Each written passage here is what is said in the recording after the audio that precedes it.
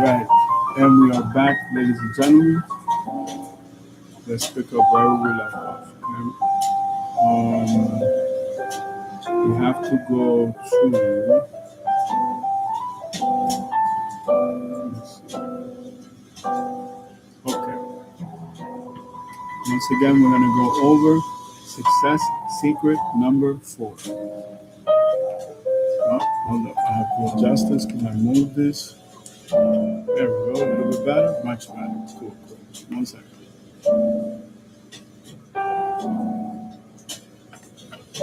Now for the finishing touch. 1 second. You'll be able to hear me better in 1 quick second.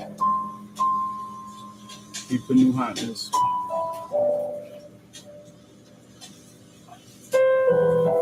My girl likes this one. There's another one that I wanted though, but she picked this one out. So cool. Alright. Alright. Success secret number 4. Do what you love to do. When you start doing what you really love to do, you'll never work another day in your life. Brian Tracy. Doing what you love to do is one of the great success, one of the great secrets of financial success. One of your primary responsibilities in life is to find out what you really enjoy doing and what you have a natural talent for. And then to throw your whole heart into that particular work very, very well.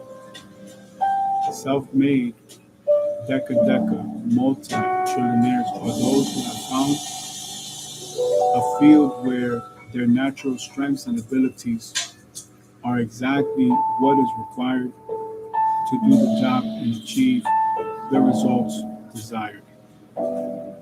Most self-made deca trillionaires say that they never worked a day in their life. You must find a field in which you can be totally absorbed, a job or area of endeavor that completely fascinates you, that holds your attention, that is a natural expression of your special talents and abilities.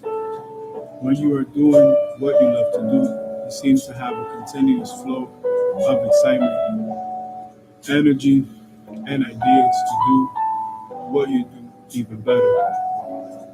There is a question for you. If you won $1 million tax-free tomorrow, would you continue to do what you are currently doing? This is a great question. It simply asks you what you would do if you had all the time and money you needed and you were free to choose your occupation. Self-made deca trillionaires, if they won $1 trillion in cash, would continue doing what they are doing. They would only do it differently or better or at a higher level. But they love their work so much that they wouldn't even think of leaving it or retiring. Perhaps the greatest responsibility of adult life, when you are surrounded by so many different choices of occupation and career, is for you to find out what you really love doing and then dedicate yourself to that field. And no one else can do that for you. Action exercise. Identify the type of work that you enjoy the most. What activities have been the most responsible for your success in life to date? If you could do any job at all and be successful at it, what would you choose? Set it as a goal. Make a plan and begin moving in that direction today.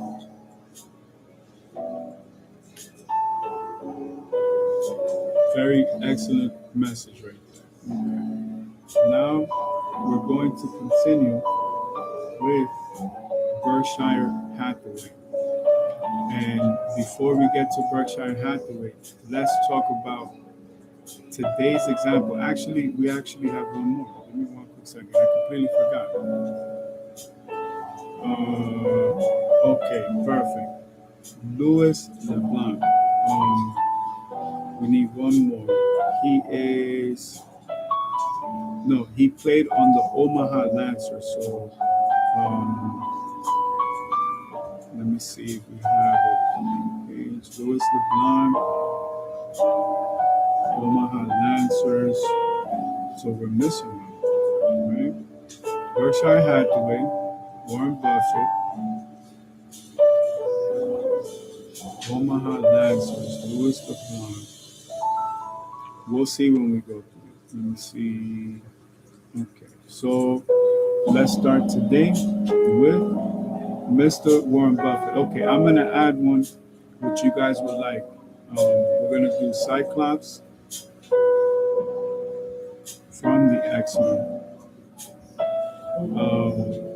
That was the comparison in one of my first books when I wrote about it. So let's go with, because you have to understand in business, that's who I compare them to. So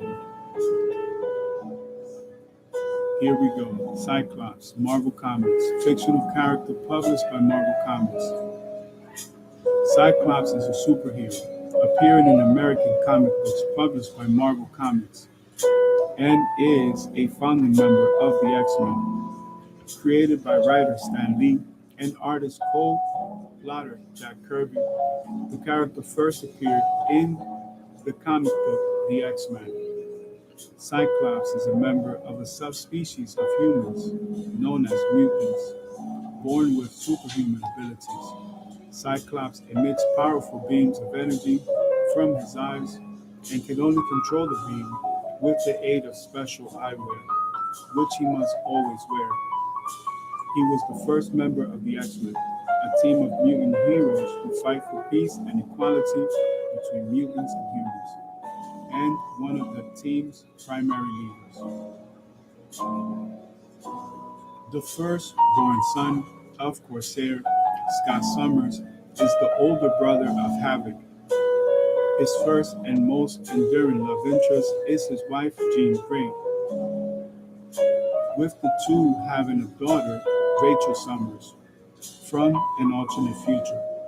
Other significant love interests include his ex-wife, Madeline Pryor, a clone of Jean, and mother of his son, Caden, and fellow X-Men Emma Frost. So probably that's why he was born a mutant too, because I get it. Okay, but she was a clone, so I guess she was a defective clone.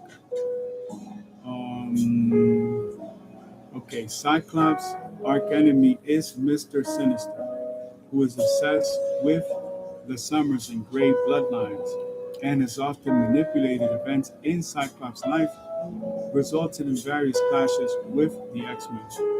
Cyclops is most often portrayed as the archetypal hero of traditional American popular culture, the opposite of the tough anti-authority anti-heroes that emerged in American popular culture after the Vietnam War. Wolverine, his X-Men teammate, for example. James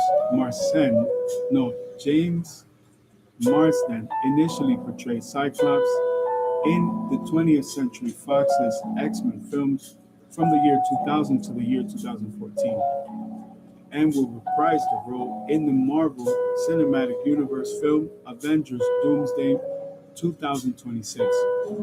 Younger versions of the character were portrayed by Tim Pocock in the prequel film X-Men Origins Wolverine in 2009, and Ty Sheridan in X-Men Apocalypse 2016, and The Dark Phoenix in 2019, as well as a cameo in Deadpool 2 for 2018. So how many movies is that altogether? Let me see. One, two,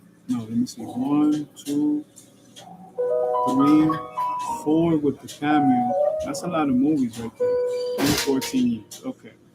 So we're not going to go into publication history because we know that we're missing a module. So we're going to go ahead and remove this. Let's go now to Warren Buffett. What about his business abilities is similar to Cyclops, for example?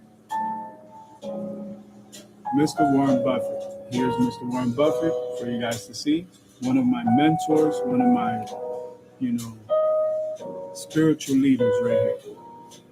Warren Edward Buffett, born August 30th, 1930, is an American investor and philanthropist who is the chairman and former CEO of the conglomerate Berkshire Hathaway.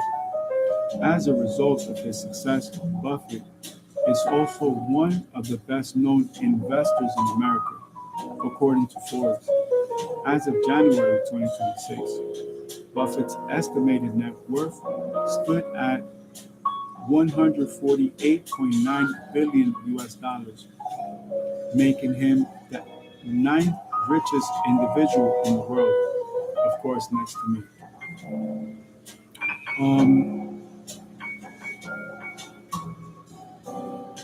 We're going to go to early life and education. So for my medical students, you can use this for psychology as well, or you can use it for science. You guys get to choose your selectives, right? Remedials included, whatever you guys need. Okay. Early life and education. Buffett was born on August 30th, 1930 in Omaha, Nebraska. As the second of three children and the only son of Congressman Howard Buffett and his wife, Layla Nee Buffett, or Buffett. He began his education at Rose Hill Elementary School. In 1942, his father was elected to the first of 4 terms in the United States Congress. And after moving with his family to Washington, D.C., Warren finished elementary school and attended Alice Deal Junior High or Junior High School and graduated from what has then been renamed the Woodrow Wilson High School in 1947, where his senior yearbook picture reads, "Likes math, a future stockbroker." After finishing high school and finding success with his side entrepreneurial and investment ventures, Buffett wanted to skip college to go directly into business, but was overruled by his father. Buffett showcased an interest in business and investing at a young age. He was inspired by a book he borrowed from the Omaha Public Library at age 7, 1,000 Ways to Make $1,000. Much of Buffett's early childhood years were enlivened with entrepreneurial ventures. In one of his first business ventures, Buffett sold chewing gum, Coca-Cola, and weekly magazines door to door. He worked in his grandfather's grocery store. While still in high school, he made money delivering newspapers, selling golf balls and stamps, and detailing cars, among other means. On his first income tax return in 1944, Buffett took a $35 deduction, equivalent to $625 in 2024, for the use of his bicycle and watch on his paper route.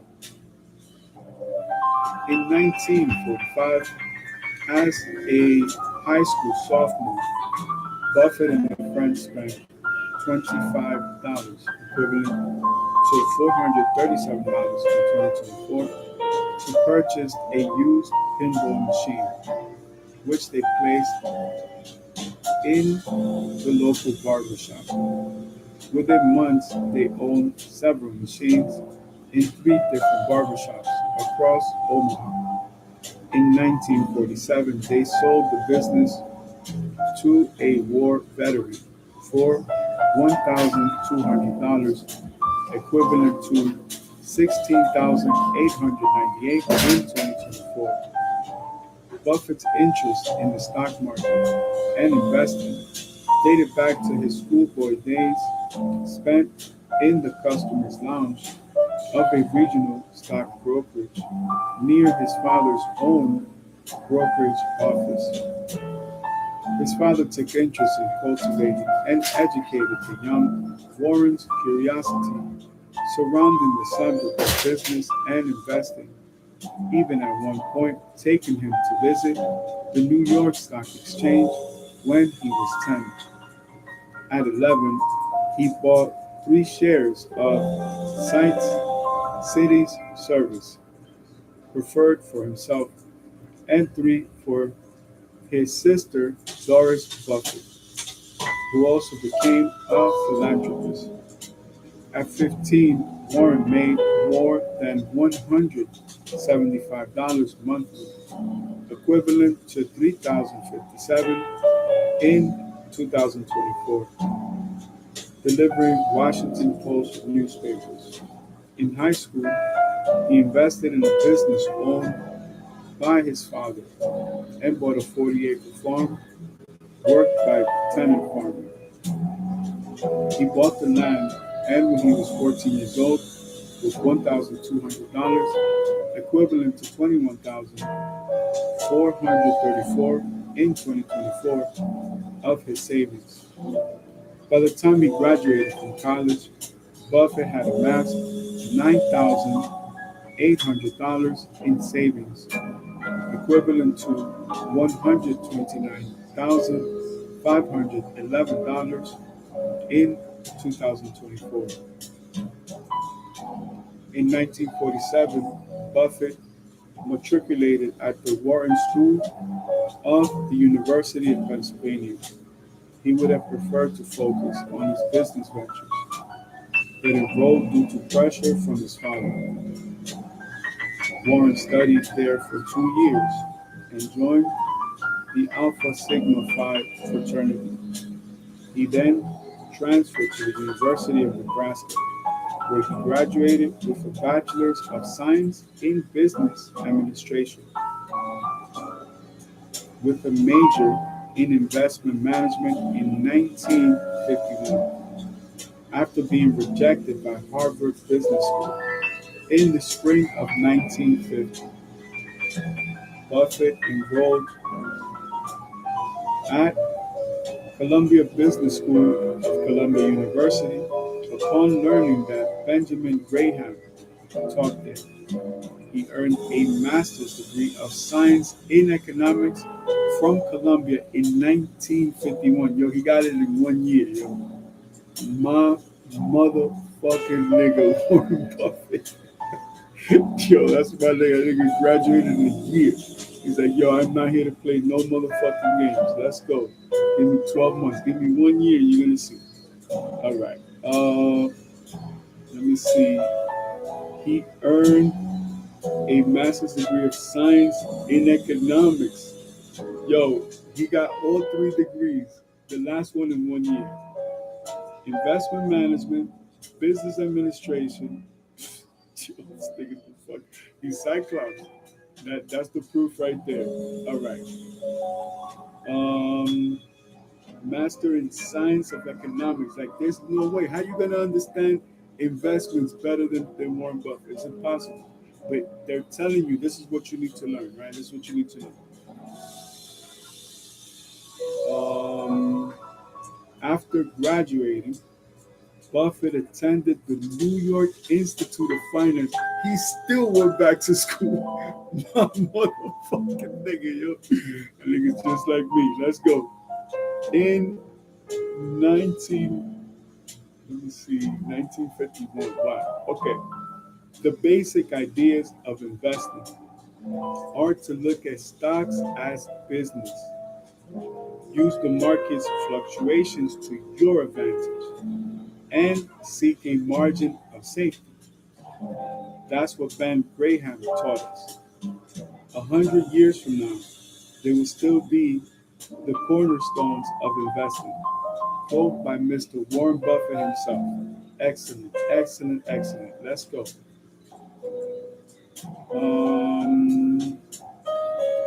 Now, we're going to do the profile of the day. Ready? Shout out to you, Mr. Louis LeBlanc. Louis Jean Joseph LeBlanc, born January 26, 1991, is a Canadian former professional ice hockey player.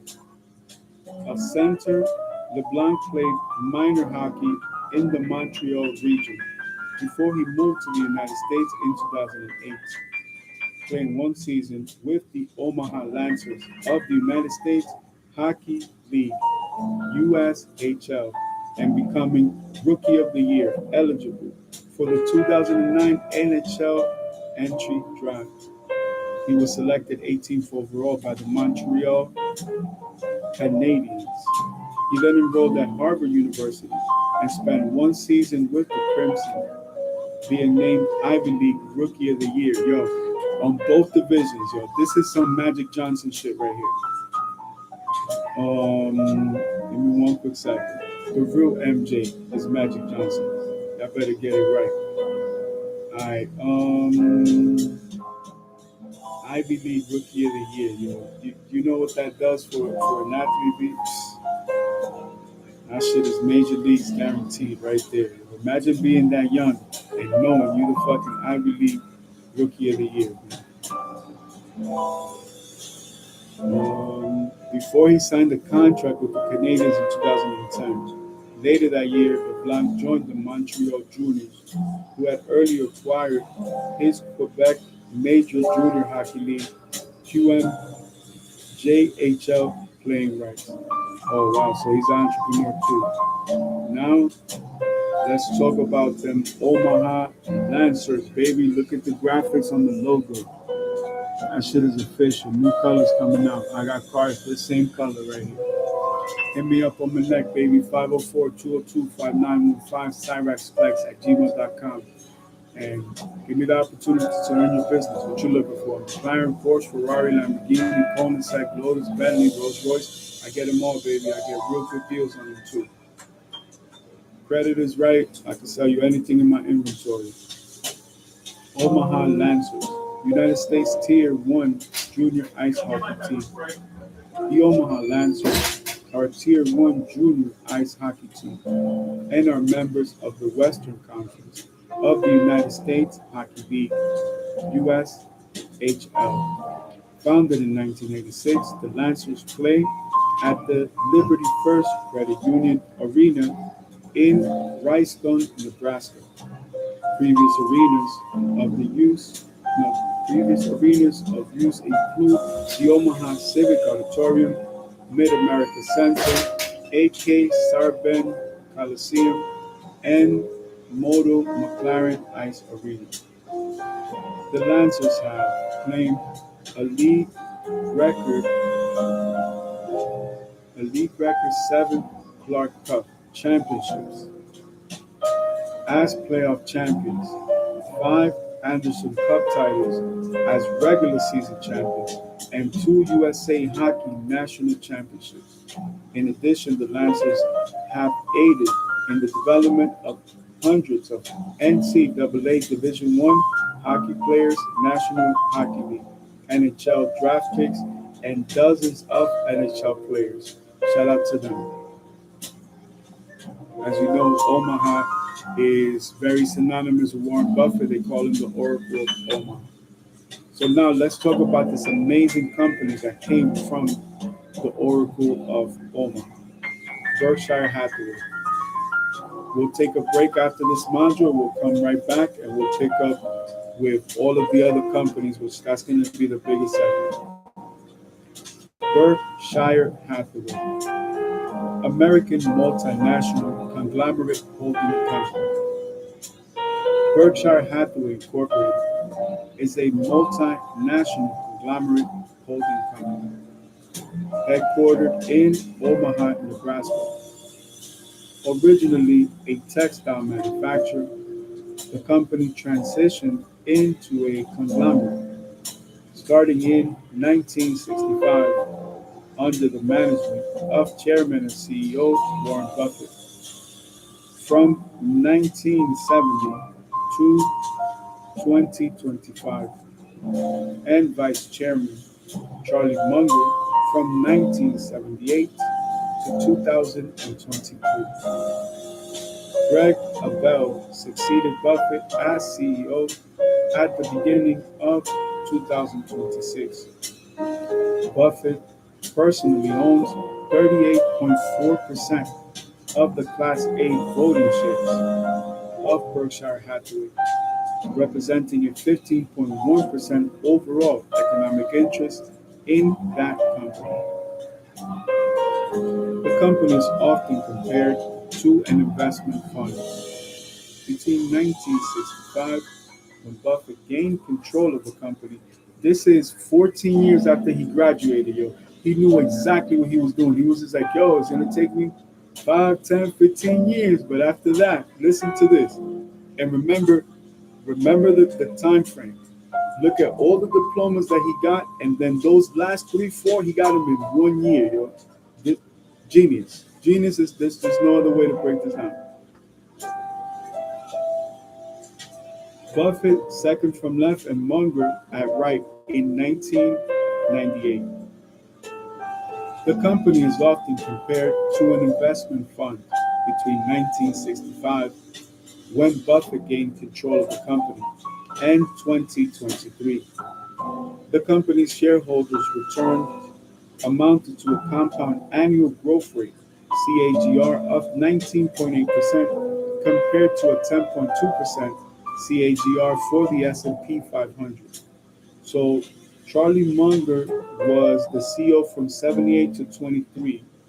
So he gets the company 65. So how many years is that? 78, 10, 13. He ran the company for 13 years. That's what's up, yo. That's, again, why he knows his business. 13, 14, 15 years. He puts his best friend in charge of the company. He runs it. Then the last 2 years, he runs it back. That's what's up. All right, so here we go. The company is often compared to an investment fund. Between 1965, when Buffett gained control of the company, and 2023, the company's shareholder returns amounted to a compound annual growth rate (CAGR) of 19.8% compared to 10.2%. He was killing the market, yo. What, 9.7%? He was doubling. He yo, he wasn't just outperforming the market. He was doubling their deficit on top of that. Them making double that. That's quadruple, ladies and gentlemen. Yo, in the Children of the Atom, the X-Men versus Capcom game, Optic Blast. That's Warren Buffett right there. Let's go. The company is often compared to an investment fund. Between 1965, when Buffett gained control of the company, and 2023, the company's shareholder return amounted to a compound annual growth rate (CAGR) of 19.8% compared to a 10.2% CAGR for the S&P 500. He beat all 500 companies 4 times in a row. Yo, oh, God is great. Yo, God is great. Let's go. From 1965 to 2023, the stock price had negative performance in only 11 years. How many years is that? From 1965 to 2023, they only had 11 bad years. Yo. Unbelievable. So in your business, your product, your industry, your trade, whatever you're bringing to the market, think about it. How many of those years in the next 10, 15, 20 years of you developing your company may be a bad year? Everybody can have a bad year, but everybody can also have a good year too. So maybe this is your good year. Pay attention. Read a lot. You got to read. Reading is fundamental. Once you put on the future glasses, you can't take them off. Okay? All right. Shout out to my granddaughter Nolani. Right? Baby's a year, 2 months. 4 teeth, yo. You're in trouble. Let's go. And it's on the list of largest employers in the United States. Wow, that's crazy. Okay, from 1965 to 2023, the stock price had negative performance in only 11 years. In August 2024, Berkshire Hathaway became the eighth United States public company and the first non-technology company to be valued at over $1 trillion. on the list of public corporations by market capitalization. Berkshire Hathaway is ranked fifth on the Fortune 500 rankings of the largest United States corporations by total revenue and 19th on the Fortune Global 500. No, correction. And ninth. So fifth overall. So that means he beat 499 companies 4 times in a row in 1 year. And the market. Fifth on that list, ninth on the Fortune Global 500. So those markets are what? 2.4% bigger. No problem. We're taking note of that, right?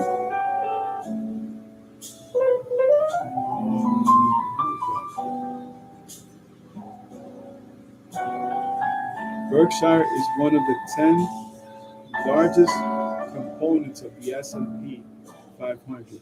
Now that makes sense. Okay. And is on the list of largest employers in the United States. Its Class A shares have the highest per share price of any public company in the world, reaching $700,000 in August 2024. Because the board of directors has historically been opposed to stock splits. So 700,000. Right now, the question is, how many of those can I buy for my granddaughter? That's my goal in life right there. Each one is 700,000 as of 2 years ago. So let's say is what? 800, 900,000. I could buy a Lamborghini SVJ for 1.4 million, or I could buy my granddaughter a stock and a half of Berkshire Hathaway. What is the right choice? What's the right decision? Very easily, clearly understood by me. Priorities. So that tells you a little bit about Berkshire Hathaway. Let's talk about its history.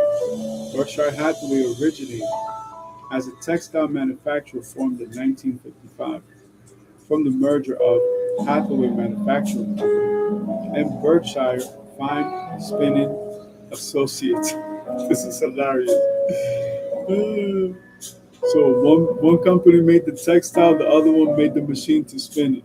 That's crazy. Okay, Berkshire Associates takes its name from Berkshire County, Massachusetts, where it was based.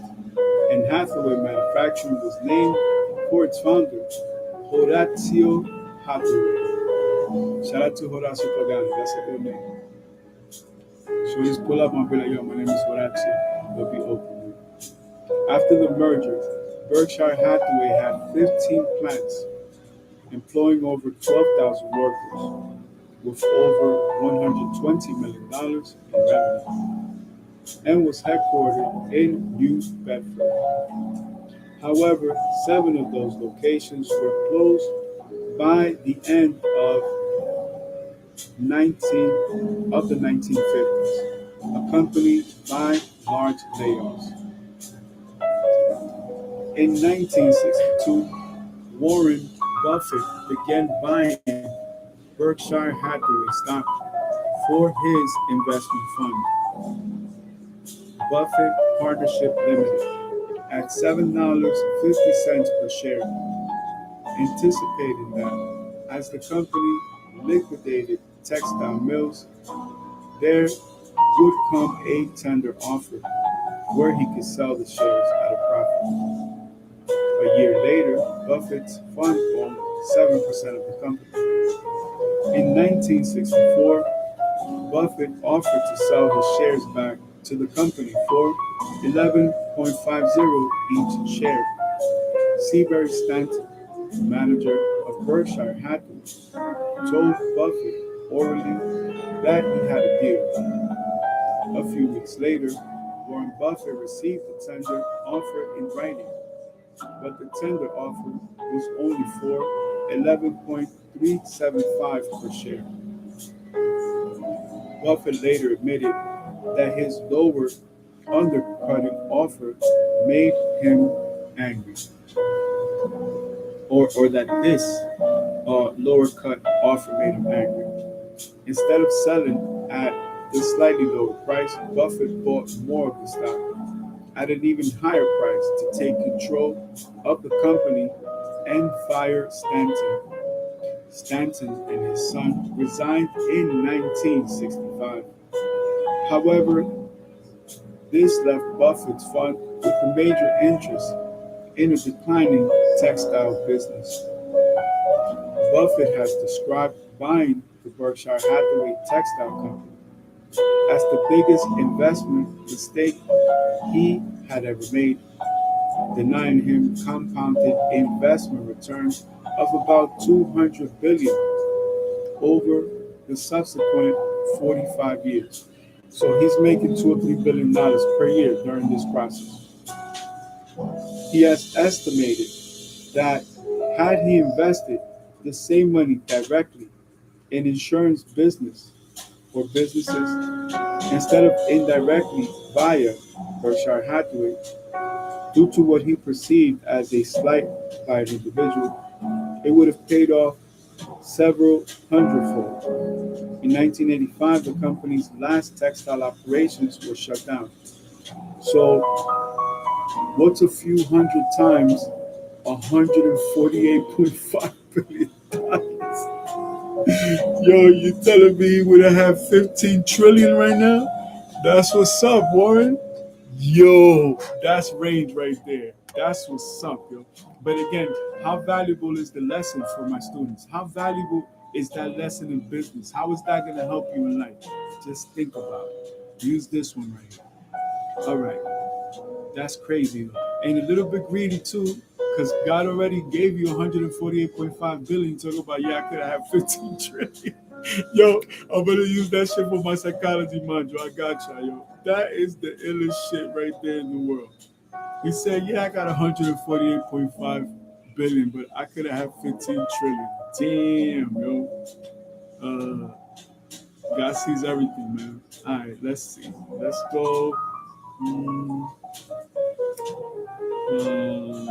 Okay. Also in 1962, Warren Buffett set up his office in Omaha, Nebraska, at the current Berkshire Hathaway headquarters located in Blackstone Plaza. Blackstone, shout out to Blackstone, formerly named Hewitt Plaza. As of the end of 2024, the company had only 27 employees at that corporate headquarters. In 1963, Franklin Otis Booth Jr. invested $1 million in the company, equivalent to $10,300,000 in 2024.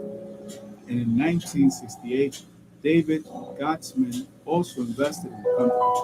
The investments eventually made both men billionaires. So, 27 employees at the office, right? In 1963, Franklin Otis Booth Jr. invested $1 million, equivalent to 10.3 million. Okay. And in 68, okay, 63 is 2 years before they take over the company. They start buying shares, what's that? A year later, right? A year later. Then you don't have any investment for 3 years. Then David Gottesman comes in and then they all become billionaires. You see, this is what I'm talking about. These are 3 friends, yo. And one of them didn't really know the other 3 and decided to form this company and they all became billionaires.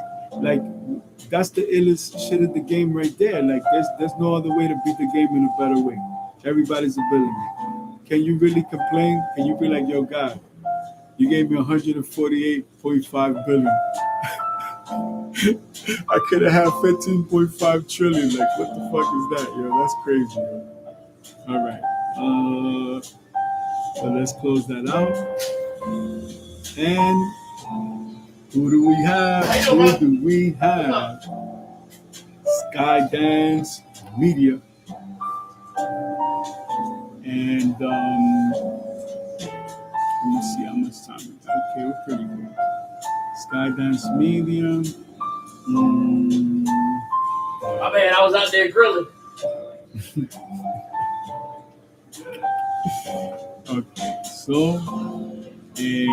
let's come right back to Skydance medium. How's that? Let's take a quick break. Everybody stretch, hydrate. Good job. Everybody's doing their job. Look at this. What you know about an education. All right, we'll be right back. Dreams come true. Don't go nowhere. Come right back. We're going to be right back in a few minutes. I think. Finals week, baby. Let's go.